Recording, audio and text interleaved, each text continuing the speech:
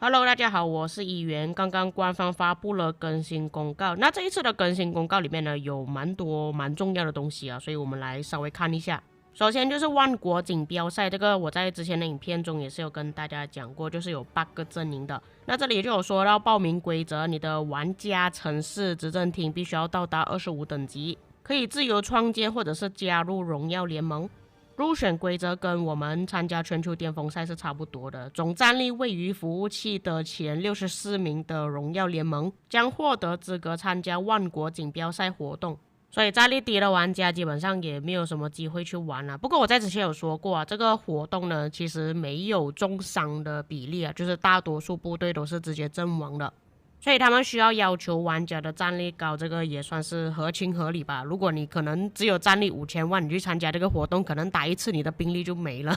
那你玩什么东西呢？赛制万国锦标赛将进行多轮比赛，每场比赛有8个荣耀联盟参与，因为我们看到那个地图里面有8个联盟嘛。每轮比赛中积分前4的荣耀联盟将晋级下一轮就是讲有4个联盟会淘汰，有4个会晋级。本活动将持续1个月。哇，1个月这么长时间啊，真的是相当于我们在打一次 KPK 的样子了。每轮战斗于每周6举行这样还好啦，只有打1天而已。具体比赛时间由荣耀联盟的盟主共同投票决定，每场比赛持续4小时，那还蛮悠闲的，4小时打一个大扩就结束了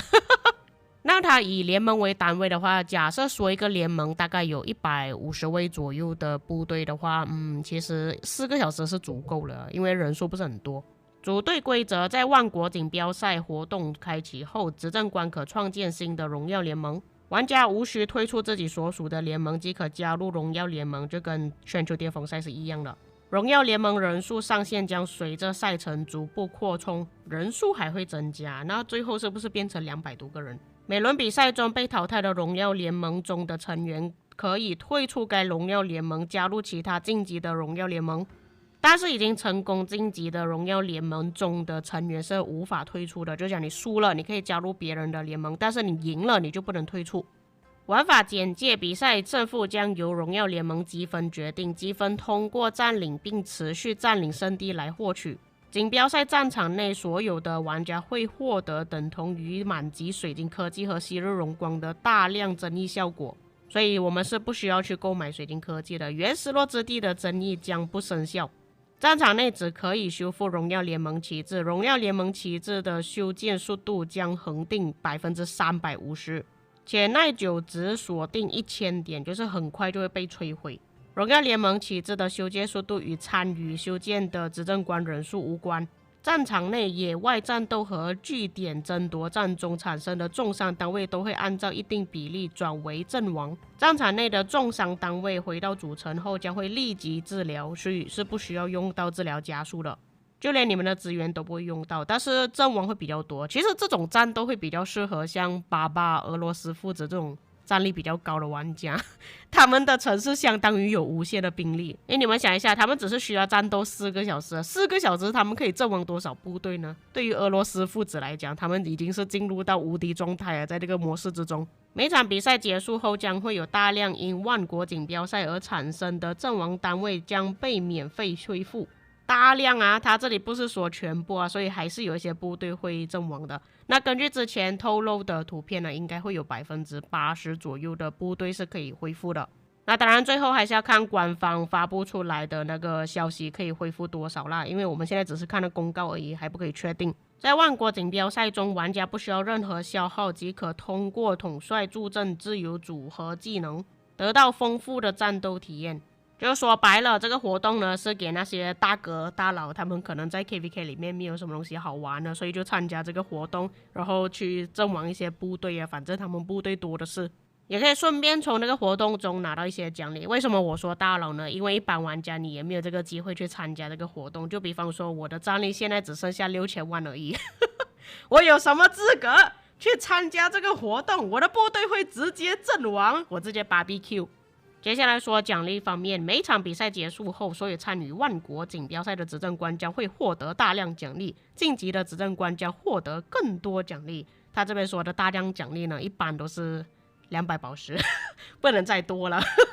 根据最终比赛排名，奖励包括永久城市皮肤主题、限时称号奖励、行军特效、千层特效、头像框与名牌等等基础游戏道具奖励。这个我在之前杭州线下见面会的时候已经跟大家透露过了，是长什么样子的。各位有兴趣的话，可以看回之前的影片，或者是我在那个影片也是放一些片段吧。执政官可以购买荣耀通行证，通过在万国锦标赛中击杀敌方部队和训练部队，以提升通行证进度，获取对应等级奖励。这个就有点类似像留声古卷这样子啊，完成一些任务之后，你可能可以拿到比较多的奖励。先锋体验说明，万国锦标赛将首先开启先锋体验，此次先锋体验旨在帮助执政官们提前熟悉万国锦标赛的玩法与赛制规则，帮助大家在即将到来的正式比赛中获取更好的成绩。万国锦标赛先锋体验对赛制奖励荣耀英灵殿做了一些特殊修改，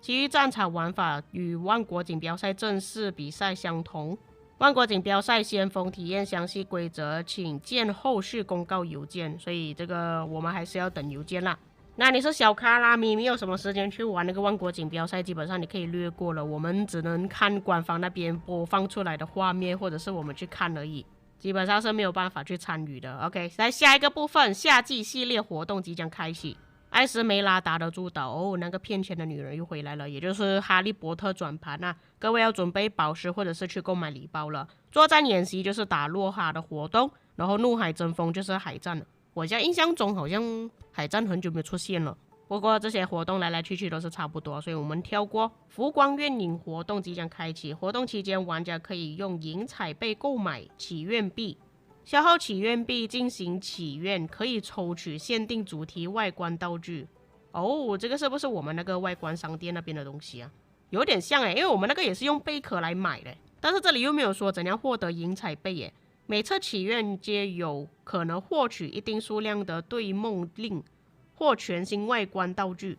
对梦令可在祈愿商店兑换心仪的外观道具或其他的道具。本次活动期间，您有机会通过祈愿获得海洋限定主题、城市特效、个人主题、战争主题、界面主题、城内植物、超框头像、聊天气泡和聊天主题。活动期间登录可领取精美签到好礼啊！重点是怎样获得银彩贝啊？没有说难道那个银彩贝要用钱去购买的吗？还是我们完成一些活动可以拿到？这边没有讲的特别详细。简单的来说，就是这个活动可以让我们拿到一些城市主题但是并没有说是史诗级的还是传说级的。我觉得史诗级的可能性会比较大一点，毕竟你们也可以看到那个商店里面全部都是紫色皮肤没有一个金色的皮肤有可能他们会加进去也说不定啊。下一个部分，征服赛季优化之后11剧本之中也是有新版的水晶科技因为目前只有英雄战歌有那个新版的水晶科技之后应该会覆盖全部的剧本都有那个新版的水晶科技了。下一个是征服赛季开启的活动德里克迷盒活动中的史诗品质的装备图纸碎片自选宝箱，之后就会有包含工程车的图纸了。下一个部分，埃及之战匹配规则相关优化。对于未进入征服赛季的执政官，将90天内的击杀分增长情况记录匹配算法，以判断近期的活跃度和大地图战斗中的表现。其实我觉得这个匹配方式还比较合理一点的，就是看你近期的活跃度啦。因为有一些玩家他真的击杀很高，可是上一个玩家他所打出来的击杀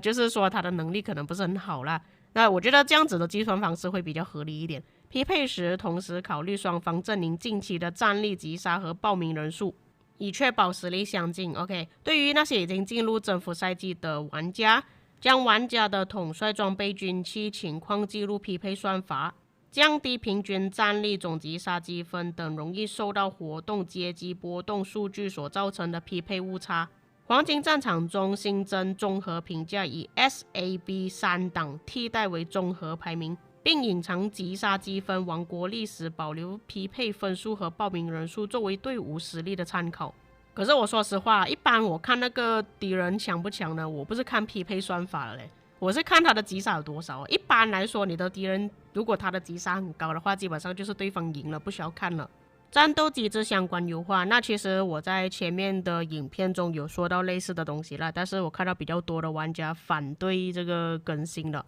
那这边是有说到修改怒气相关战斗机制，部队未进入战斗状态时无法获取怒气，直到进入了战斗才能开始累积怒气。这里可能有一些玩家不是很理解什么意思啊，就是如果你的部队只是站着而已，你的其他队友或者是你其他的部队他们已经在打架了，然后他可能有一些怒气恢复的增益，一些 buff，你那个没有在战斗状态的队伍是没有办法获得怒气的。就是说很像我们打作战演习的时候，我们是不是会用一个部队在旁边打其他的野蛮人获取怒气，这个方法已经是不可行了，不能用在你那个没有进入战斗状态的部队身上了。因为现在很多的玩家都是一直在拉扯嘛，可能有一些队伍你拉到他已经脱离战斗状态了，但是你其他的队伍还在战斗，还在帮你刷着怒气，或者是刷到一些 buff 出来，就让你那些已经脱离战斗状态的队伍还是可以拿到一些 buff。 但是在这个规则改了之后，就变成说你那些脱离战斗的部队是没有办法获得怒气的，所以有好有坏吧，我不能说这个更改是好的，因为我也是会有需要用到怒气的时候，所以之后会更加考验玩家的操作。第二点，新增战斗设置、过滤模式、快捷战斗、激战行军等战斗相关功能将被收纳至战斗设置中。新增部队行军线粗细之定义，新增要显示的部队行军线之定义，看来应该是有蛮多玩家去投诉这件事情啊，那个点点点可能真的太烦了。新增同步快捷战斗目标至自由行军开关，可设置是否希望可攻击目标设置被应用到自由行军操作中。说到这个部分呢，因为在上一次更新之后呢，就变成说就算我们拖一些部队呢，也不能点选到一些城市，你必须要勾选之后才可以。就有不少玩家投诉以为是 bug 来的，其实不是 bug 来的，只是新增加的一个更新啊，只是这个更新有一点脑残了。就这个战斗机制相关优化会影响到玩家操作啦，那你们觉得这个更新怎么样呢？其他优化及新增加的功能，全新工程统帅阿基米德和玛丽一世上线。阿基米德，所有进入 KVK2 的玩家可以通过幸运大转盘获取，处于之后赛季的玩家可通过传说酒馆获取。也就是说这两个统帅是金色统帅咯。哇哦，这样子我们金色的远程统帅也变多了，而且这个统帅推出应该跟我们新的统帅推出没有什么影响，就是带我们领袖的那一批应该是没有影响的。就是说近期我们将会出现4个远程统帅，不是吧？哇，也太多了吧。那当然也不知道这两位统帅是强还是不强啊，这个要看之后的技能介绍。下一个是关于装备部分，分解专属天赋传说品质装备，将100%返还锻造所消耗材料。哇，我们终于等到这一刻了。觉醒所消耗的材料仍旧按照50%进行返还，那其实也是有返还了啦，只是可能有一些玩家没有发觉到而已。但是他这边说的传说品质装备呢，是真的要有天赋才可以。没有天赋的话还是返还50%而已，所以还是有一定的要求啊，没有这么简单啊。若版本更新前曾分解过的传说天赋传说品质装备，他们根据分解记录额外返还对应的材料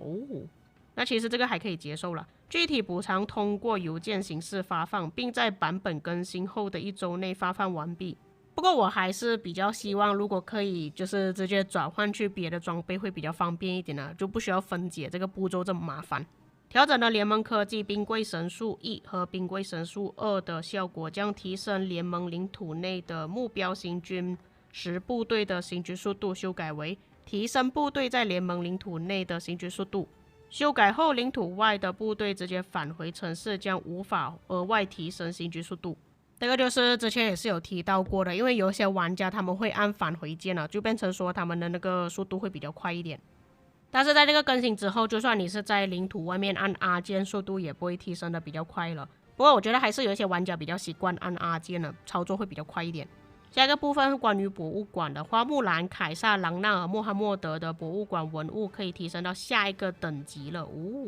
前面这3位统帅我都不是很在乎，我比较好奇穆罕默德提升之后会变成怎样。在原王国和失落之地分线中，元帅、王后、宰相均可使用国王技能囚笼驱逐、流放、统御和激励哦。这样子方便很多就不需要一直国王操作。只是我不知道这样子的话会不会打架，可能同一个时间王后跟宰相他们都要放其他的技能